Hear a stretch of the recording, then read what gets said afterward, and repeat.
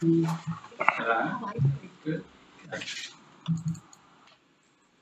Now it's going to work.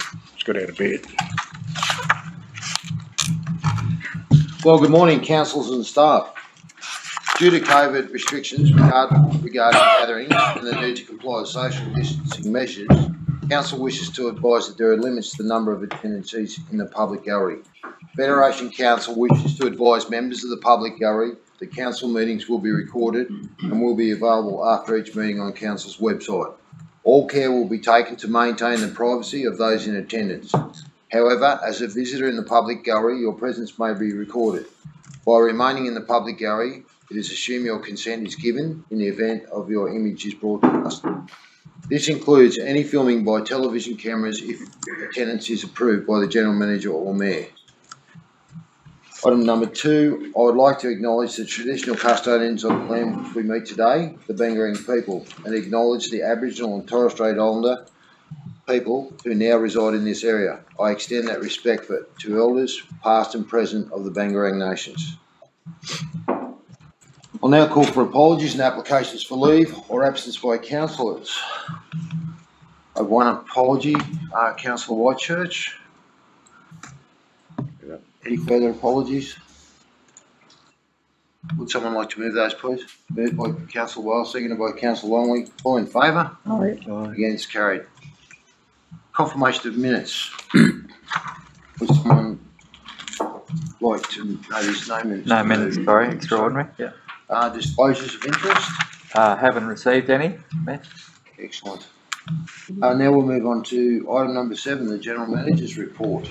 Thanks to Mayor, councillors. 7.1 is a report on the Adventure Playground at Purtle Park, Marwala, the project down there, and specifically on the Yarrawonga Holiday Park contribution. So it's an update report, has been through council before regarding negotiations to secure the generous contribution from the Yarra Holiday Park of $200,000 towards that project, which is now completed. So the only change in the negotiation was the Yarrawonga Holiday Park were seeking to ensure that their contribution was to be towards the beach lagoon area, which is also constructed in that park, and they wanted to ensure that the naming of that area be permanently named. So they did write back to council and asked that that be done by resolution. So we have made it clear that it's not a renaming of the park or even a section of the park in terms of the geographical names board, but it is a genuine effort to name that area permanently in recognition of their contribution, and that allow us to get the signs finalised as well, and the payment schedules as earlier agreed. They will make $25,000 quarterly payments towards that $200,000. So the recommendation just explains all that. Thank you. So moved by Councillor Kendi, seconded by Councillor Law. Any questions or comments, councillors? Councillor Kendi? Yep, I just want to make a comment about that park down there. You should see it over the last 4 days. You couldn't fit another person in there at the moment. It's a credit to the Shire what we've done down there. Like it's and thanks a lot to the Holiday Park Committee, because you know $200 grand's a lot of money, and they've been really hit at the moment by no one being able to go there. Like it's it's good to see that they're still going to withhold their, put their money in, which they promised at the start. So that's great. Thanks, Councillor Kendi. Any further questions or comments? If not, I'll put it all in favour. Against, carried. Thank you. Now we'll move on to the Previous Corporate and Community Services report. No items, no late items. No items. Thanks for your report. Economy mode. Thanks, Mr. Quick Mayor. report. Yep. Item number 9, Director of Development and Environmental Services report. Thanks, Susan. Thank you, Mr. Chair. And I am completely lost. Bear with me a minute. I've got the same problem. I can't find the agenda. Every time I go past it, I'm thinking It's it's always about heaps in there. only about 2 down Stuff on that good mine. stuff in And there. Yeah, no, I've lost the actual agenda. Bear with me a minute. oh, Lost right. mine out of mine as well. Bear with me, sorry. I've got a hard copy if you want to see. Not used to operating this early in the morning. Yeah. Oh, it's been a big couple of weeks.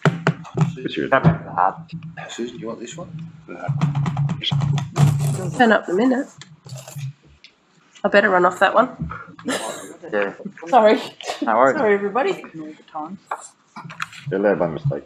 Thanks. Councillors, before you is item 9.1, which is the Draft Federation Villages Floodplain Risk Management Study and Plan.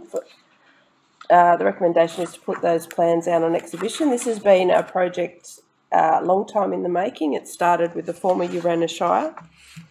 On page 11 of the agenda, you'll see there's recommendations in the documentation regarding future works to assist in protecting life and property in those villages.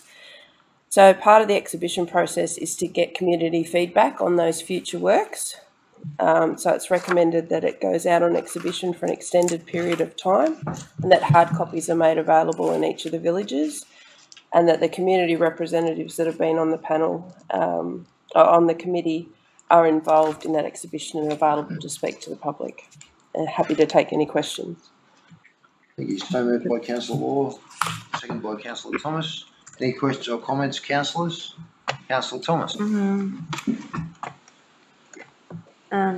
Director Appleyard, I was just wondering, I was just looking at your local representative that you've engaged thus far. I mean, as we know, this has actually been on our books for quite a while, this particular set of projects to get these towns and villages to this stage.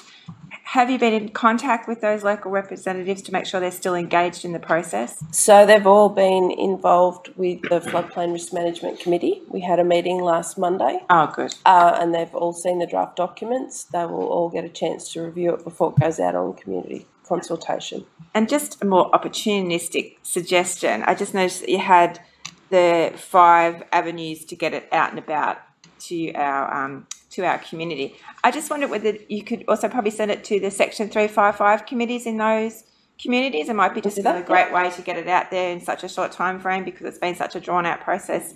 And probably a few of us in the room have had questions about it because it has been so drawn out. So I just wanted to make that suggestion to you today. And one other committee I thought you could also engage would be the Backsanger Creek. I know they've done a lot of ground truthing across our landscapes within our farming district in that particular area, but I know they're quite keen to have a look at this as well. So yep, that's fine. Thank you. No worries. Councillor Meagle. Thank you, Mr. Mayor. Interesting study. There was a lot of information in that, and what it highlighted was the differences in the way a lot of the villages flooded. Warrior Creek floods more frequently. When it gets bad, Urana goes under more severely. So it was interesting to get that data and that information. So I commend the report for that. And also, I think the measures that they've proposed are fairly practical. They're going to be a long-term solution, and it's going to take a lot of work and a lot of budgets to get that work done. However, at least gives us a framework to work around. So I commend the report.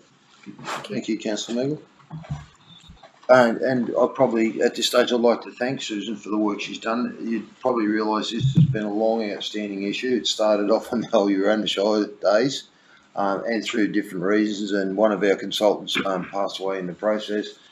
So the study has gone on, and she's pushed it to where it is today. So we're getting very close and starting to get exciting. So thanks very much, Susan, for that. So if there's nothing more, I'll put it all in favour. Aye. Thank you. Item 9.2 is Development Application 2021-62, the Class 1 proceedings in the Land and Environment Court. This is an update. There was also an addendum report forwarded round to the councillors. The Commissioner handed down her determination on Friday last week, and the appeal from the applicant was dismissed and the application was refused. Included in the addendum is the conclusions and findings of the Commissioner. They are very thorough. They address all of our contentions going into the proceedings. And essentially this gives any developer going into the future a clear idea of the information that is required for an application to be lodged with Federation Council. It's been a long, hard road, and the team that we've had dealing with this were amazing, and I thank every single one of them sincerely for their input into this. And our best on ground has to be Sloane's Froglet. When you read the finding, the entire determination, they were the unsung hero of this particular matter. Happy to take any questions. Thank you. Can I have a mover, please? Moved by Councillor Law, seconded by Councillor Meagle. Questions or comments, councillors? Councillor Law. I would just like to congratulate Miss Appleyard on the wonderful job she's done, the work she's put in. I know by the bleary look in her eyes, some mornings at council, she put in many, many hours and had many late nights. And it's through the hard work of council officers, council staff, that this has gone through the way it has, and I'm most grateful for your work. Thank you. Thank you, Councillor Long. Councillor Longmire. Yeah, I do support Councillor in regard to the compliment to the Director, in regard to the journey and her astuteness and sticking to the guidelines that she understands. I think that's so important, that she has a great understanding of the guidelines, and we're very lucky to have somebody with that talent in the planning area for this council. Well done, Director Appleyard. Thank you, Councillor Longmire. Councillor Meagle. Thank you, Mr Mayor. Without jumping on the bandwagon, I believe that this has drawn a line in the sand, so to speak, for council.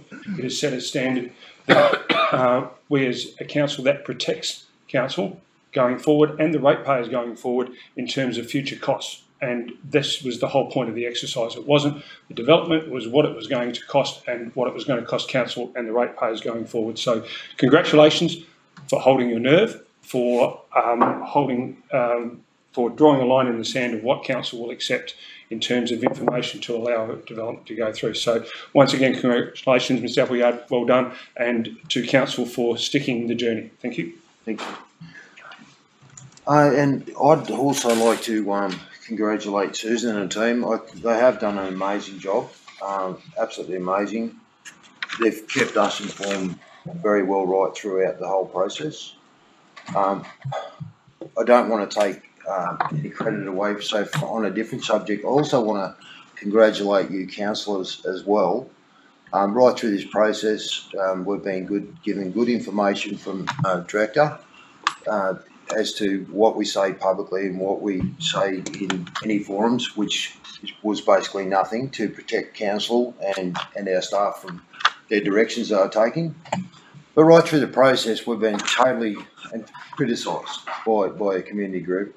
It started off at day one. It was only yesterday on ABC radio that criticism still going in relation to council and their silence, which is very annoying when it was former councillors that spoke on the radio, who should know better, know the processes, know the legalities behind these decisions.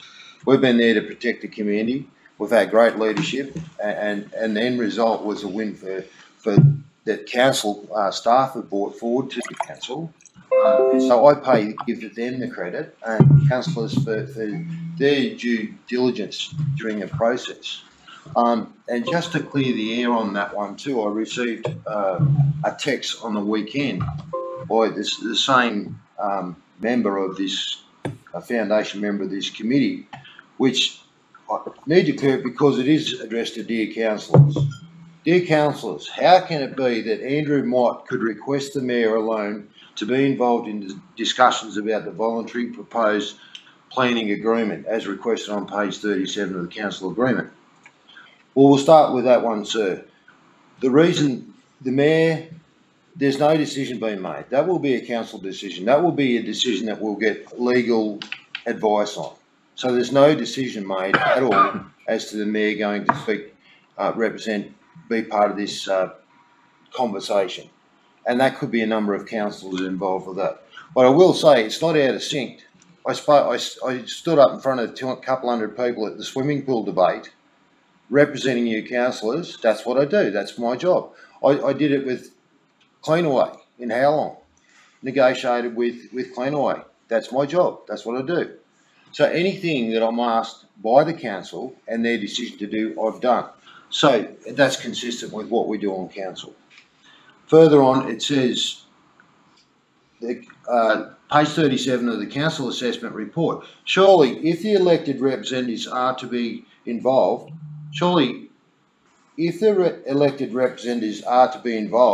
it should be all invited or none. Do you think this is consistent with the way the Redlands Road development was handled? What is going on in our council? The desire to go against the planning department recommendations with the rescission motion is bad enough. Let me comment on that, sir. The motion, the rescission motion, that day, that motion had two parts to it. One was to reject, the other part was to negotiate. The end result of that was we wanted to negotiate. We wanted to give the people of Mulwala an opportunity. As Councillor Meagle just said, Council has put clear guidelines going forward to what we expect out of these planning agreements. We want good infrastructure for the future. We also want development. So we decided we would like to go and have the opportunity to speak at Mulwala. We did not go against the recommendations of our director. Our director helped us with that process. So thanks once again, but a wrong accusation. So the rescission motion now be requested be made. Now to request the mayor to be involved is just outstanding. Well, I don't know how long this guy was on council, but that's what happens at council, but it's a council decision. We have done so well with Redlands Road, and now it looks like we have to scrutinise this Mulwala DA. So, okay, there was a Coral DA, it was judged on its own merit, and our staff did a wonderful job on that. Mulwala DA, it's another decision, it's another community, it's a completely new ball game. We research as councillors how these communities feel about their difference of opinion and how they want to go forward. I spoke to a lead chairperson in Mulwala committee. His message was very clear back to this person: mind your own business. They've got a community there. They'd like to have the discussions and interact with the council. So just to clear the air, guys, that was supposedly sent out to all your councils the weekend. And I'm telling you, while I'm sitting in this chair, I won't be bullied with rubbish like this from any community member, and I won't see any councillors bullied in the same way. Thank you. Thank you. Just to clarify for everybody in the room, the application that the Mayor is talking about is the 495 lot subdivision in Mulwala that is going to the panel this Thursday for determination. We have had a number of questions raised by the community in relation to the court proceedings. The two most commonly asked questions have been, can the applicant or the applicant appeal the decision of the Land and Environment Court? The answer to that is yes, but only on a point of law.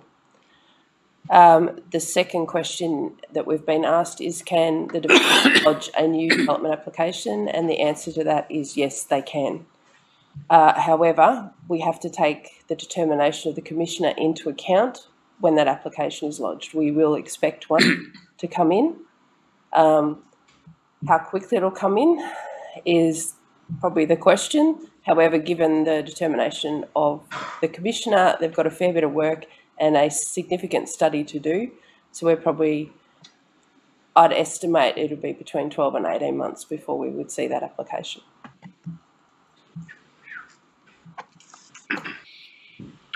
Okay, thank you. Any further questions or comments? Or if not, I'll put it. All in favour? Against? Carried. Thank you, Mr Mayor. The next item, 9.3, is regarding land acquisition for the Sale Yards redevelopment project. The recommendation is to defer that matter to the confidential section of council. So moved. Moved by Councillor Longmire, seconded by Councillor Hall. All in favour? Aye. Against? Carried. Item 9.4 is the tender contract report for the Sale Yards redevelopment for stage 4, the roof and structure. Again, that's recommended for referral to confidential. Moved by Councillor Eagle, seconded by Councillor Law. All in favour? Aye. Against? Carried.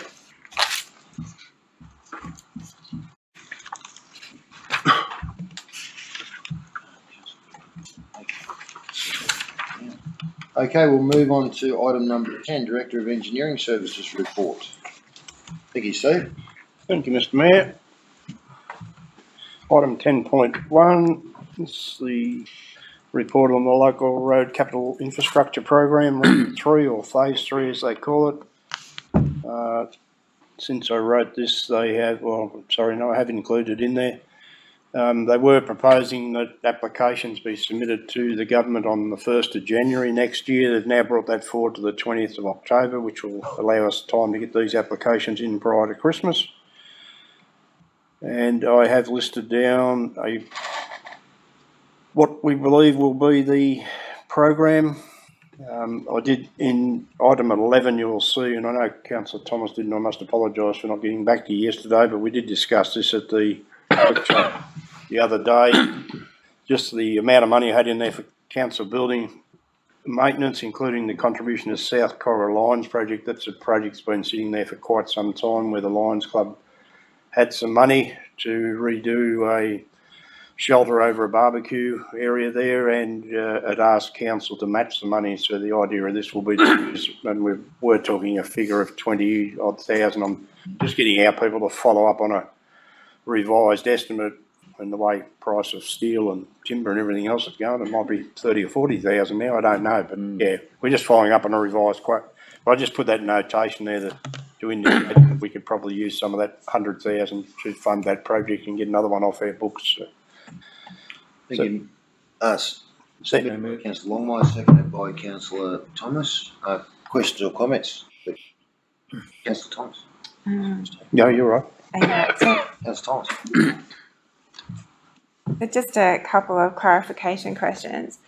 Just with the North Street Park in Mulwala, I mean, obviously I have seen the plans for this little park to make it a bit more user-friendly, which is absolutely brilliant. I was just wondering if there's opportunity to actually get those plans and put them on the wall in the Civic Centre in Mulwala, just so the community can see that as well. One suggestion I did have, to me, and I have discussed this with some community members in Mulwala, North Street Park, the name is actually quite bland and it doesn't really marry up with North Street when you look at it on a map. I just thought there's opportunity maybe to have some community engagement actually about renaming the park once it's all back into a format where it makes it a bit user-friendly. Just putting that on the table just for thought for process. The other thing, I just thought if you could just give us an update of what's actually happening with the doctor's surgery in Oaklands.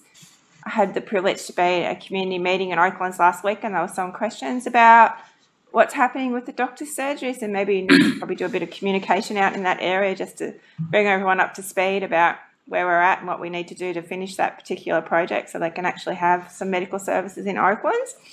And another question I have, with the street tree replacement program, are those trees that you use, are they Indigenous, native Pacific to our area, or are they introduced species that from a list that you have within council? Just clarify about that. The main ones we're looking at, there's elm trees, elms, aren't they? Yes. In Howlong, which are in the main street there, which are, like me, they're at the end of their tether. Many of them are dead. And the ones that you have in the main street of Sangan Street are oak trees, which drop acorns, but we don't have any squirrels to pick them up. So, yeah, to answer your question, no, they're not natives to me. So, again, we'll have to go through a public consultation process with that too. And at the end of that day, we'll probably have a 50-50 vote, I would say, either way as to what we're going to replace them with. Yeah. But anyway, we'll go through that process and see how we go with that. So you're going to go back to the community and ask them what they would like the trees to be replaced with? Yeah, and I just don't want to see us move in and pull every tree out in the main street and have nothing there. You know, we've got to come up with a strategy of whether we do a block at a time, or we obviously in how long there's some that are well and truly past their use by date that are pretty much dead. So we take some of those out, whether you take every third or fourth or fifth tree out and replace it, and then the next couple of years you do some more and work your way along. The doctor's surgery at Oaklands, that figure amount that's allowed for there is to do the complete fit out of the doctor's surgery, and that would then make it operational, my understanding. But if you can let the community out there know, that would be absolutely brilliant. Take this first, once you do that. Yeah, that's right. Yeah, no, it's all good. They're asking questions. Just if I could bounce off that one, Councillor Thomas, there has been, it's not only council, the COVID created issues with extra doctor as well. Yeah, okay. Councillor Longley. Just to reinforce what Mr. Carmichael has said, that the trees in Howlong, some are actually dead, and the Parks and Gardens Superintendent is in the process of removing them. They're dangerous, particularly in Sturt Street. There's probably half a dozen. The rest of them along Hawkins Street, limbs are falling off them every day. You can put your hands through the middle of them. They're rotten. They're sapwood's the only thing that's holding them up. Not good. Thank you, Mr. Mayor. Just to Councillor Thomas's point on the trees in Sanger Street, and to Mr. Carmichael's, I was involved in a community planning group for replacing trees in Sanger Street with a number of community members, and we couldn't come to an agreement on what tree to use, so I wish council the very best in that community consultation. Thank you. If there's no more comments, I'll put it all in favour. Against? Carried. Item 10.2 is a report on harmonising the curbside waste and recycling collection. As you know, we're in the process of going through, hopefully having a new tender or a new contractor to pick up our waste in the towns and villages, which runs out in 2024, so the process has started. In the past, you've had a separate contractor in the northern part of the council area to down here, where we've been on the Cleanaway contract, which is the existing contract. So the idea of this report and part of the strategy from the overall waste strategy is to harmonise and have one rate and one collection set up for the whole of the area. So basically, the recommendation there is recommending that we participate as Federation Council in the process of calling tenders for the new contract, and then further down the track we'll look at some things like hard waste collection in the areas and skip bins, which we're using in some of the village areas in this shire at the moment, which not been all that successful. So again, open for questions, Mr. Mayor. Thank you. Moved by Councillor Meagle and seconded by Councillor Kennedy. Councillor Meagle. Thank you, Mr. Mayor. Congratulations to Mr. Untitled for putting this together, because there's been a lot of work gone into this. Waste is a very significant part of council's operations. It's also a very challenging part, and I believe that whatever council decides, it's never going to satisfy all the ratepayers when it comes to the cost of the collection, the type of collection, the frequency of collection, and all the other facets of it. We're just never going to keep all the people happy all of the time. So I think that this is a solid way forward. It provides a unity across the LGA of what happens as far as waste, and that will mean change both to the southern and the northern areas. So I think that at least everybody's on the same page, and hopefully we can then move forward. And so as that's what we do as council, we make those types of decisions. Thank you. Thank you, Councillor Meagle. Just a question to you, Steve. The way I read this was that it gives us an opportunity to look at the efficiencies as well going forward, so that we can do some calculations. Yep. Because are the yellow bins, like let's say in the northern area, there's only one bin at the moment. Are the others aren't mandatory yet, or are they?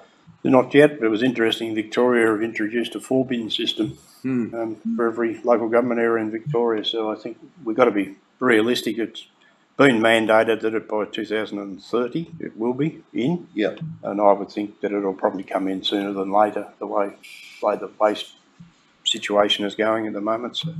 And again, that's a decision you may be able to make down the track. We said that it's a difficult one, I suppose. People say, well, I don't want a green waste bin because I don't do gardening. Well, that's fine. I mean, and we notice it here in Corowa that you can drive around some of the cul-de-sacs on the day that some of them are picked up, and there might only be 1 or 2. You get to the green finger areas where they like their gardening and that, and they use a lot more. I mean, yeah, so it's going to be a bit of a choice thing, I think. So. Okay, no, thank you. Any further questions or comments? If not, I'll put it all in favour. Against? Carried. Item 10.3 is the tender for the Billabong Anna Branch Bridge replacement on the Fed Way. So this is the background to that tender, and the recommendation is that it be considered in Thank you. Closed session, sorry. Sorry, you're right. Moved by Councillor Longmire, seconded by Councillor Law. All in favour? Aye. Against? Carried. Thank you. Thank you. Thanks, Steve. We'll just now, item number 11, notice of motion, question without notice. I don't believe there is any. Reports from committees. Councillor Longmire. Yeah, just a short one in regard to the I think they call themselves at Bordeaux, the little community group that have formed out there. We Are Bordeaux, I think they're called. They had an AGM on last Thursday night, and there were probably about 20 odd people there, and they're up and about. So much so they've actually got an MOU with the Recreation Committee, and so that's come together, a lot of negotiations. And in that opportunity, they put down a new cement cricket pitch, and that was covered in whatever the stuff they put on the other day, and they're up and about. Hopefully next cricket season, obviously I don't think it's this one, but next season the intent is to go forward with a cricket side. And so, yeah, they're up and about, and so, yeah, keep an eye on Bordeaux. But anyway, they got more scrutiny through the system and how they process an AGM than I've ever seen at any AGM. No one's going to pinch a dollar up there, I can tell you. Hope to see you in the field, Councillor Longmire. Any further reports there, councillors? If not, would someone like to move that, please? Moved by Councillor Law, seconded by Councillor Meagle. All in favour? Against, carried. Reports from delegates. We'll treat that as a delegates report. Delegates report, yeah. Okay, Councillor Meagle? Yeah. Just wanted to indulge, if the chamber would indulge me, to wish all the candidates, both re-nominating and nominating for council elections, all the best. I myself won't be seeking re-election. Thank you very much. Thank you, Councillor Meagle. Any further delegates reports? Couldn't I just, Councillor Longley. it's a question on the 355 process. I note that our Parks and Gardens leader is writing the minutes to council of the meetings. Why then do we have a secretary to record the minutes, and the minutes that the Parks and Gardens people are writing are not consistent in some cases? Yeah, I might pass that to the general manager if it's... I think take that on notice, yeah. Yeah, sorry. Yeah, for the format of the meeting, yeah. Okay. No worries. We, you want me to just make a... Oh, yeah. Yeah, just, well, it's not always Parks and Gardens, but sometimes they come to me. The ones I've done, the minutes come to me and I just write the report to council. There's a format that we do it in for the council. I was just wondering why we had the two. It's just, we just pick up the minutes and quite often they're just incorporated into that. And, yeah, so we try and just be factual to what's in the minutes. If we can get there, it obviously helps, and Darren and myself and some of his people obviously try and get to the ones we can. So take that on board. If we have heard somewhere, well, we're happy to. I was more concerned about the time. The guys have got to rewrite all these reports. We've got secretaries in each of these committees and writing the reports anyway. And I wouldn't say your staff are underemployed. We'll get some information, yeah. The way we've got it structured is to say that if, for instance, if you get a 355 committee that makes a number of recommendations and says, I want to build a new football ground and I want to put up new dressing sheds and I want to put up new lights and put an irrigation scheme in, when we put that to council, we say these are the items that have been listed. You should consider in the future or something. We just don't. Otherwise, we don't get a process where we can either agree or not agree to it. So the idea of putting the reports up the way they are, is trying to put it there. So the 355 is advisory back to council, and by doing it the way we're trying to document it through our reporting back to council is to then get it into some order. So you consider this at a future budget meeting or handle it that way. That's the intent of the process. Right. Thank you. And I'd like to. I took a move and a second for the delegate committees reports. Would the move and second don't mind if I brought Councillor Longmire's report into the delegates report? Fine. Okay. Thank you. As it's read now, is okay. Oh, is it? Oh, good. Is that okay? Yeah, that's it. Yeah. Resolve Councillor Law and Meagle the verbal. Yeah. Okay. Thank you. Excellent. All in favour? Aye. Against? Carried. No correspondence. Would someone like now to move us from open into closed session, please? Moved by Councillor Thomas and seconded by Councillor Kennedy. All in favour? Aye. Aye. Carried.